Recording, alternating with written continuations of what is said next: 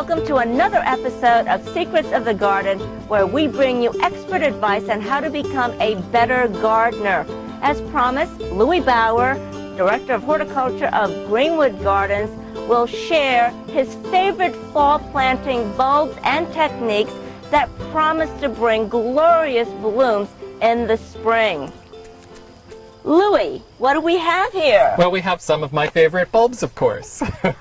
So and, tell us what they are. Well, they're things that I've planted before, so I already know that they're going to be great here, and it's a thrill to be able to share them with you. They are a little fritillaria miliagris, sometimes called checkered lily.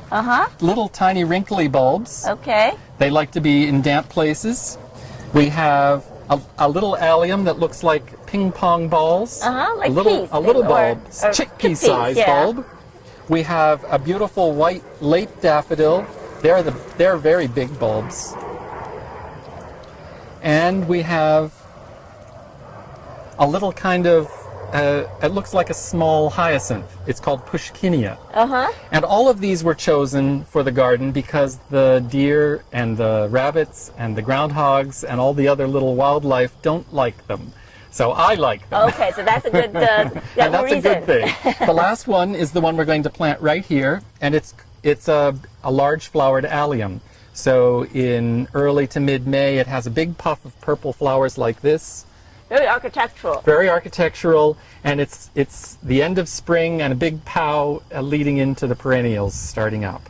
And I've been poking around, and I see where I cut the stems off last spring from the ones that we planted a year ago, and what I want to do is add more. So finding the old stems is kind of fun because it tells me where they already are, and I can plant around that and have a bigger clump of them. When you plant bulbs, how deep do you plant them? Well, it's interesting that we have a variety here because they get planted at different depths, and there's an easy rule of thumb, 3 times the height of the bulb. So what's the technique that you use to plant?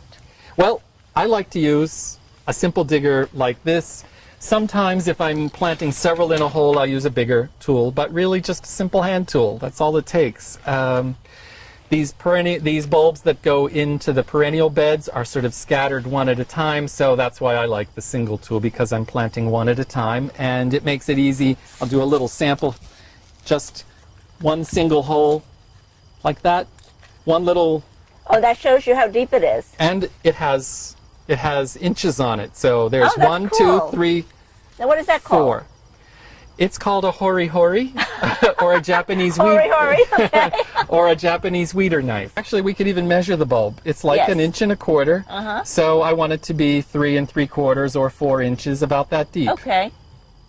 From the bottom of the bulb to the top of the ground. All right. Not very deep. So it's easy to push this in and see how deep I'm making the hole. And it's pretty easy to dig one hole for one bulb with this. And that's it. All right, simple. It's very simple. I said, well, you have to do all of these. Well, it's not so many. So instead of doing individual holes, especially when they're this small, how would you then go about planting them? Could you just dig a whole patch and then throw them all in? Yes, you can. Both for 2 reasons. Sometimes when you're naturalizing, you want clusters here and there, not just one at a time. And if you're doing a really formal scheme where you have big bands or rectangles or a circle of bulbs, you would do that too. You would excavate a large space and either place the bulbs or just scatter them in the bottom of the hole.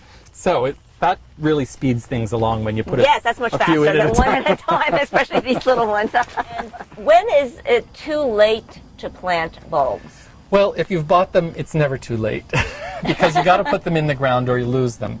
But really, planting them earlier is much better for the bulbs because they need about 12 weeks before the ground freezes to make roots. If you want them to really perform well and be perennial, then they need about 12 weeks from the time you put them in the ground, say the end of September. Then they have October, November, December, which is 12 weeks before the ground is really frozen and they stop making roots. And they rest until it's time to bloom.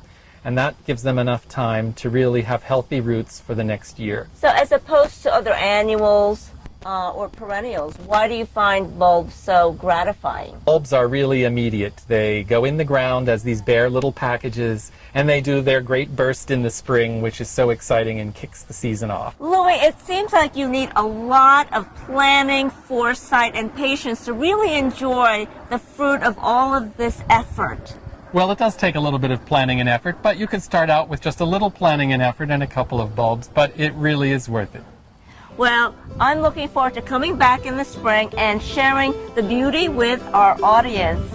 I hope you've enjoyed this segment of Secrets of the Garden. Please join us next time when we bring you the art of planting bulbs indoors. I'm Myung Bondy. And I'm Louis Bauer. Happy gardening!